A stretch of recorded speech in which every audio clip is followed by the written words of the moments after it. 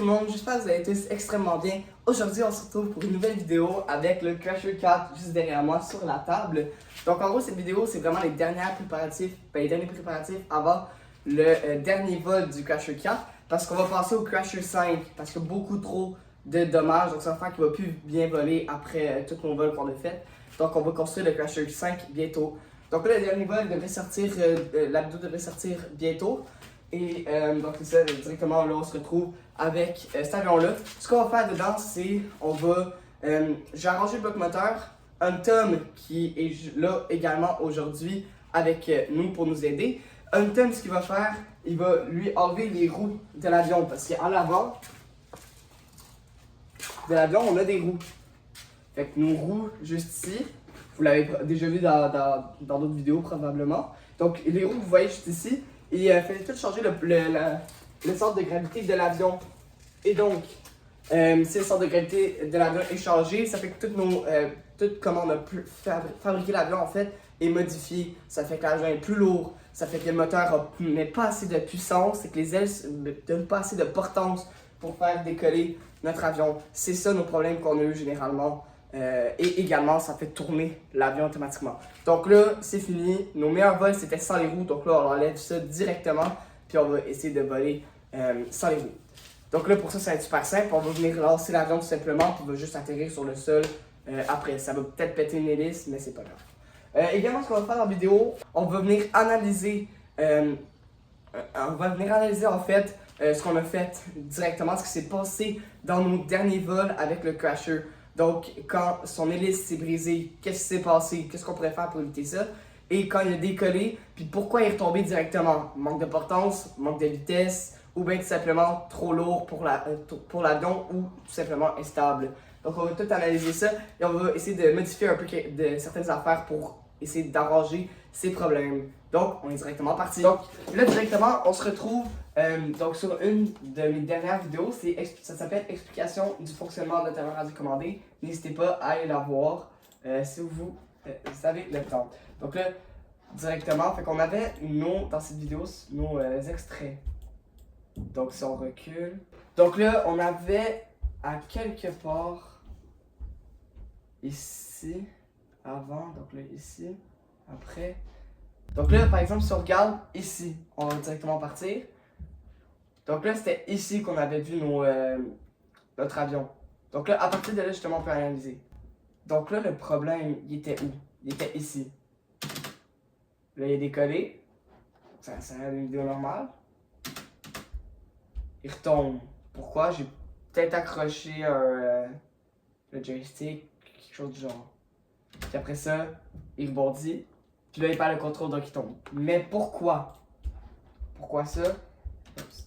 Donc là, on voit justement un thème qui court. Donc ici, justement, ça c'est parfait. Donc là, comme on peut voir juste après, ici, il y a la vidéo, il y a ce roue-là, qui, quand l'avion a décollé, là, soit que j'ai accroché, soit qu'il y a un problème, je ne suis pas encore trop sûr. Il va juste falloir que je réajuste encore pour m'assurer que tout fonctionne. Fait que j'ai emmené la manette tantôt. Mais là, justement, si on regarde, donc là, probablement que l'élévation en arrière, il a juste buggé. Donc, il s'est mis directement à piquer. Parce qu'en gros, tu dois monter. Donc, si tu tires, par exemple, ici, tu vas monter. Mais là, peut-être qu'il y a eu un bug ou que j'ai juste lâché pour faire ça. Comme ça ici. Et donc, ça fait que l'avion est redevenu normal. Mais puisque son centre de gravité est trop à l'avant par rapport justement à ce qu'il devrait être, c'est sûr que même s'il est comme ça, il est tombé. Il a piqué du nez. Donc, c'est pour ça justement les roues. Donc, c'est pour ça qu'on va enlever les roues et qu'on va ajouter. Fait que ça, pour l'instant, on est bon. Donc là, après ça, c'est la roue gauche qui va toucher le sol en premier, la roue droite après. Et après ça, moi qui essaie encore une fois de tirer pour essayer de décoller, ça fait que là, il redécolle. Mais comme vous pouvez le voir justement ici, on regarde encore. Hop, donc il redécolle. Comment il redécolle? On peut voir justement qu'il décolle sur le côté. Donc ça, probablement qu'il y avait un surplus de poids vers la gauche. Donc ça aussi, on va venir tout essayer d'arranger ça. Donc c'est pendant ça, as-tu quelque chose d'autre que tu as observé, Anton? Non. Ok, fait qu'on va peut-être continuer un peu.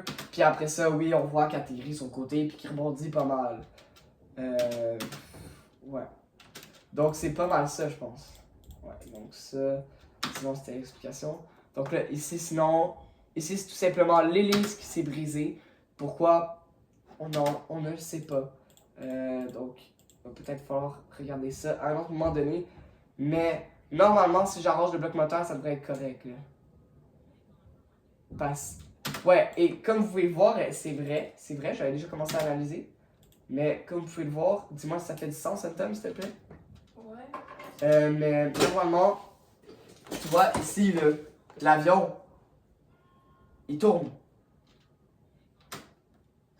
J'ai pas touché là. Ça confirme la théorie de il y a trop de poids à gauche. De 1, il y a trop de poids à gauche. Mais moi, tu sais, c'est quoi ma théorie? C'est que regarde, tes servomoteurs sont à gauche. C'est ça. Avec le vent, ça pogne. C'est l'avion, il est débalancé, il y a le vent qui pogne. Puis mettons, tu te pousses comme ça à gauche, ta main elle va faire ça comme ça. Ouais, fait que ça pogne dans le vent. Fait que ça tourne dans le vent puis ça tourne à gauche. Soit qu'on le mettrait à l'intérieur, ou soit qu'on le mettrait pile au centre. Pile au centre, mais ça c'est quand même difficile là, de mettre pile au centre. Surtout que ça faudrait. C'est comme. Tu vois, il est comme d'un côté l'affaire. Fait que tu pourrais pas. À moins qu'on le tourne, mais ça ferait. Tu sais, c'est sûr, ça, c'est pas ça qui fait nécessairement la majeure différence. Moi, ce que je pense, c'est qu'il y avait un bug au niveau des paramètres. Oui, c'est sûr, ça a influencé.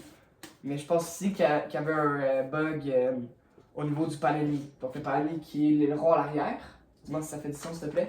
Mais en gros, je pense que dans les paramètres, quand on le mettait à 0, donc on ne touchait pas à la manette, admettons comme ça, je ne touche pas, puis s'il est justement droit, ben ça faisait qu'il était déjà tourné. Donc, même si on pensait qu'il était droit, il était tourné. Je me comprends, tu comprends-tu? Ouais. Donc, le panelli, si on pense que. Nous, on pensait qu'il était droit parce qu'on ne touchait pas, il est toujours tourné. Donc, il faudrait qu'on pousse un petit peu vers la droite pour qu'il soit vraiment à un angle de 0,0. Donc, ou de 180 par rapport à l'aileron. Donc, c'est tout ça qu'on va aller voir. Mais vraiment, ça, je pense que c'est les meilleures théories. Donc, le poids. La roue arrière qui est tournée, le fuselage qui est tourné, hein, je peux vous montrer un peu, il me semble que je le montrerai plus tard, à quelque part ici, voilà. Donc là, comme vous pouvez le voir, là l'avion est à l'envers, donc si vous regardez directement sur l'écran, on peut voir juste ici qu'il y a une courbe, donc là ça va en ligne droite, puis là ça part directement tourner un petit peu. Donc, je pense aussi qu'il y a là un problème parce que oui, ça pogne dans le vent. Et en plus, ça fait que la roue arrière, elle n'est pas droite. Donc, je pense que les roues, c'était plus un problème qu'autre chose. Donc, justement ça, on va essayer de régler ça. Et donc là, on va directement se retrouver dans le garage. Bon, donc là, pour la deuxième partie, on est dehors. Donc là, justement, on a l'avion ici. Moi, ce que je vais faire directement, c'est que je vais enlever le bloc moteur. Justement, celui-là, il y a la batterie à l'intérieur, il y a le SC et il y a le moteur. Je vous l'ai déjà expliqué dans la vidéo que vous venez voir, qu'on a analysé tantôt. Donc là, moi, ce que je vais faire, c'est que je vais l'arranger. Je vais le réparer parce que le bloc moteur, il n'est pas super bon. Puis je vais venir jouer un peu avec le fuselage pour m'assurer que tout est bien. Et avec notre plus grand problème, le palonnier à l'arrière. Vous allez voir ce que je vais faire. Donc, voilà. Sinon, Anton, lui, ce qu'il va faire, il va venir tourner l'avion. Donc, par exemple, admettons, on le ferme. Il va venir tourner l'avion comme ça. Hop. Et là, ce que Anton va venir faire, c'est qu'il va faire un peu comme l'arrière. En fait, exactement comme l'arrière ici. Il va venir couper les roues. Parce que les roues, comme ce qu'on a vu, c'est probablement ça qui a causé la chute, justement, de notre avion pendant le deuxième vol qu'on a essayé. Donc là, c'est ça. Puis sinon, je vais venir moi aussi arranger le fuselage à l'avant. Et après ça, moi je vais venir tester aussi si toutes les commandes fonctionnent bien et si tout est parfait. Donc on va faire ça, on commence directement.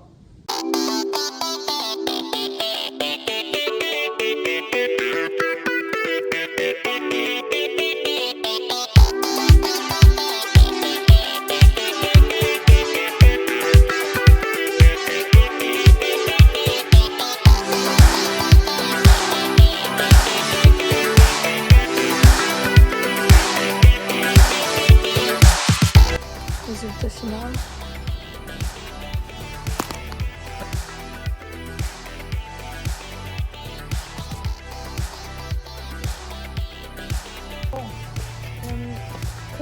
le disait Lucas tantôt, ça va. Là maintenant, le centre de gravité devrait être beaucoup plus. Si on se met en plein milieu de l'avion, maintenant, ça marche beaucoup mieux.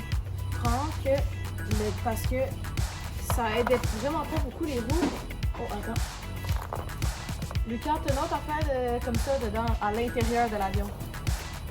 Donc, surtout ne soyez pas surpris par la beauté du rangement de mon bureau parce que. Parce que c'est pas nécessairement hyper bon. Good. Donc, comme justement, Tom a fini. Tom a fini en fait. Moi, je commence le bloc moteur. Et voilà. Donc là, j'enlève le scotch directement qui est sur le bout.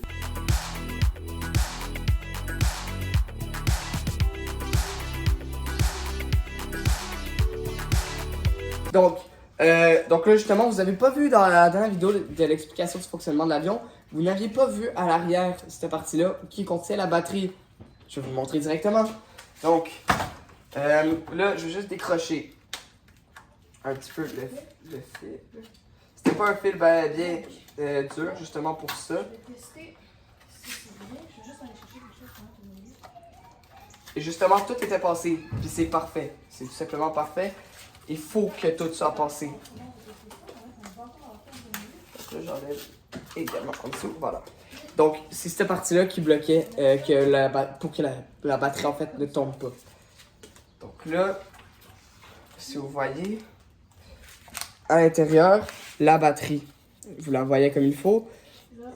Il y a des sortes de coussins un peu sur les côtés pour empêcher que les chocs brisent la batterie et fassent pogner en feu la batterie. Donc en cas de crash. Sinon, ici, il y a un petit bout à arrière pour éviter que la batterie parte nécessairement en vol. Et juste en dessous, il y a un velcro. Donc ça permet que la batterie ne tombe pas. Il n'y a aucun moyen que la batterie puisse tomber en vol. C'est pour ça. Parce que dans un de nos vols qu'on a fait, qui aurait facilement pu marcher, c'est le deuxième vol. Troisième vol. Ce qu'on a fait comme erreur, c'est qu'on n'a pas accroché la batterie. Elle était juste accrochée entre ces deux petits coussins-là. Et donc, vous vous en doutez, on a parti l'avion, la batterie, action, réaction, la batterie part vers l'arrière, l'avion monte vers le haut, tout simplement. Crash qui nous a fait perdre l'USC, 30 $ de dommages. Ça paraît pas beaucoup, mais c'est beaucoup pour un budget faible. Fait que voilà la batterie. Je sais que vous l'avez pas très rarement vu. Donc, le velcro juste en dessous. Et vous avez la batterie juste ici. Ah oui, thanks. C'est bon, thanks. Donc, voilà, vous avez la batterie juste ici. Donc, c'est une grosse batterie 3S. 3S, ce que ça veut dire, c'est 3 cellules donc de batterie. Donc, justement, hyper performante. Et c'est parfait pour notre cas. Puis ici, on peut pas vraiment se tromper quand on branche la batterie. Tout est parfait parce que c'est plus, moins. Donc, quand on la branche dans le SC. Pourquoi le SC est rouge ici? Si vous voyez bien, pourquoi le SC il y a du scotch rouge? Parce que ce scotch-là, il empêche un petit peu donc, de prendre en feu. Donc, il peut faire en fait plus chaud et le SC, donc l'avion, ne prendra pas en feu. C'est exactement ça qu'on veut. On préfère perdre 30 $ que perdre 300 $ qui est le prix de l'avion. Donc, comme le disait Lucas tantôt, les roues, ils faisaient débalancer l'avion parce que la quantité de carton, là, si vous regardez ça, c'est ici, c'est pas la même longueur, c'est pas la même largeur, donc le poids pouvait être différent, puis vraiment, ça pouvait causer un débalancement. Là, l'avion, regardez, il est déjà un peu plus stable que tantôt. Maintenant, il va être mieux. Puis là, ça d'ailleurs, je pense que je vais le couper un peu. Donc là, regardez comment on va tester ça. On va mettre un bâton à hockey en plein milieu. Puis, on va mettre ça au tape comme ça. Là, vous allez bien voir. Regardez, ça touche de ce côté-là, même si je mets ça. C'est vraiment bien centré au plein milieu et ça fait vraiment tomber de ce côté-là. Donc, vous pouvez vraiment regarder pour voir c'est quoi le problème. Mais $30 de juste dommage. là, déjà, on peut voir Ça que paraît pas beaucoup. mais c'est beaucoup. les ailes là, sont pas parfaitement alignées. On n'a pas mesuré avec des objets scientifiques précis. Voilà la batterie. Je sais que vous l'avez pas. Donc, Donc justement, elle est hyper fait que performante. ça, faudrait regarder pour arranger ça. Parce que ça peut vraiment être problématique en vol. C'est ça qui a causé nos crashs pour l'instant. Fait que- Encore la branche dans le SI. Pourquoi le SI est rouge ici? Si vous voyez bien. Si vous voyez bien. J'ai trouvé un des Pourquoi le problèmes, SI, en il y a tout cas. du scotch? J'ai trouvé pourquoi l'avion n'est pas balancé bien. Quoi? C'est parce que, tu vois l'affaire qui est connectée avec la manette, Ouais. il est vraiment pas bien centré. Puis si je le tasse d'un côté, du côté droit, il est vraiment plus du côté gauche. Puis quand je le tasse plus du côté droit, il se tasse du côté... Check l'avion, il se tasse du côté droit. Puis Mais- si je le laisse, il se tasse du côté gauche. Ça veut dire que c'était ça qui était pas bien centré. C'est très bonne hypothèse. Je suis tellement intelligent. Mais en même temps, ouais, c'est vrai, c'est quand même suffisamment lourd. Oui, vraiment oui. Oui, Fait que c'est- ça, il va c'est une falloir très bonne changer hypothèse. ça. Et la batterie aussi, il va falloir la changer. Mais moi, je vais juste arranger ça. Parce que check, j'ai fait un test d'inertie. Ouais, ouais. Bonne idée, ça, by the way. Fait que si je la place droit. Mais c'est ça, c'est parce que les fils, ils viennent tirer dans ce sens-là. Il faut tout réorganiser pour que ce soit bien droit. C'est pour ça, le Crasher 4, un vol, après ça, c'est fini. On sera plus capable. Mais là, lui, Mais ouais. je vais déconnecter celui-là. Ça, c'est pour. Si on. Lucas, il vous l'a pas expliqué, mais on va faire. Ça va être le dernier vol Non, du je l'ai Crasher expliqué. 4. Ah, ben d'accord. Ben, je réexplique. Ok. Tu peux. C'est le dernier vol du Crasher 4 parce que, regardez, ça c'est tout, mettons, il y a son chien qui est allé dessus, qui l'a griffé un peu, c'est tout ça, tout plié, fait qu'on va bien le refaire bien droit, bien propre.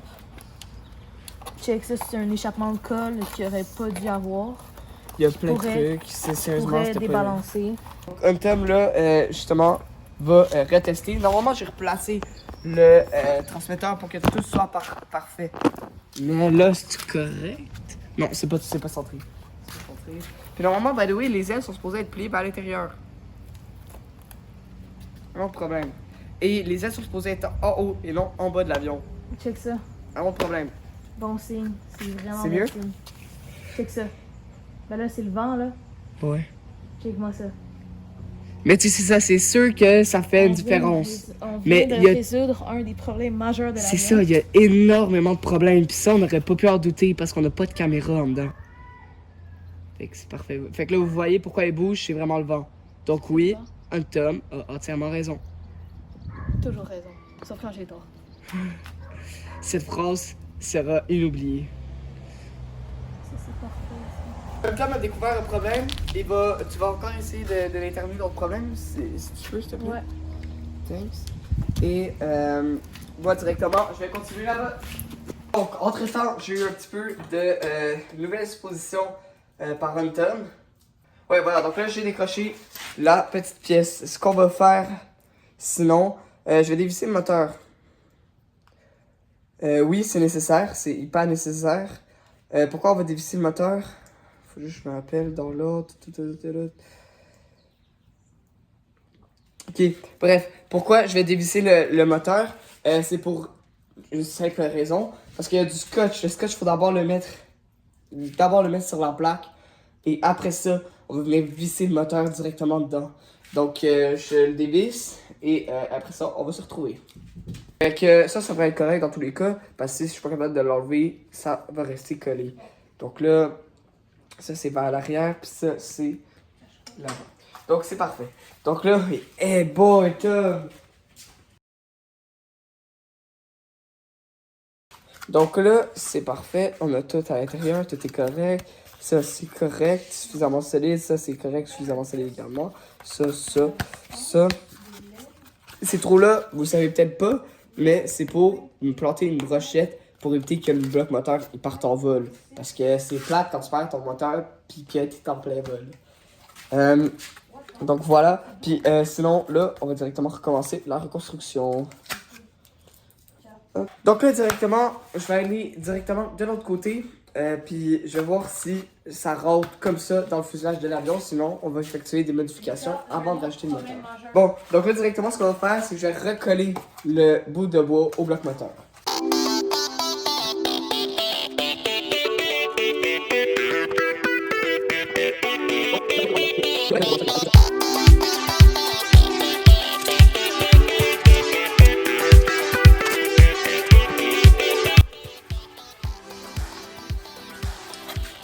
Parfait, je viens de le finir donc à l'avant.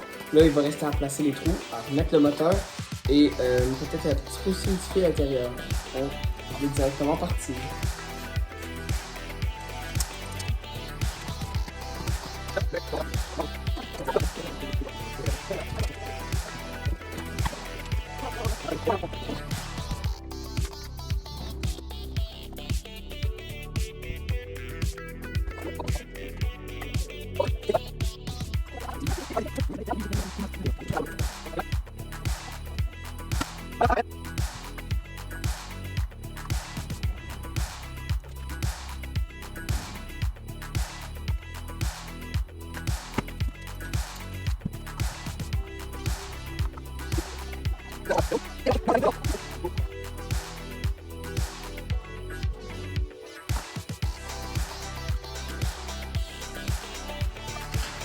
Donc voilà, j'ai fini d'accrocher le moteur à l'avant. Donc là, c'est vraiment plus solide, là, vraiment, là, je tiens extrêmement fort, c'est hyper solide.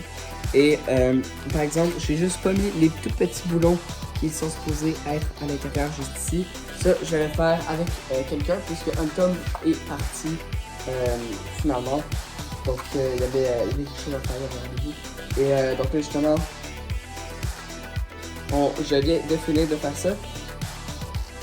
Et là, je fais juste passer les fils. Et donc là, on va passer à la phase de test. Donc, je viens d'allumer la batterie comme le bruit, traditionnel vous fait voir.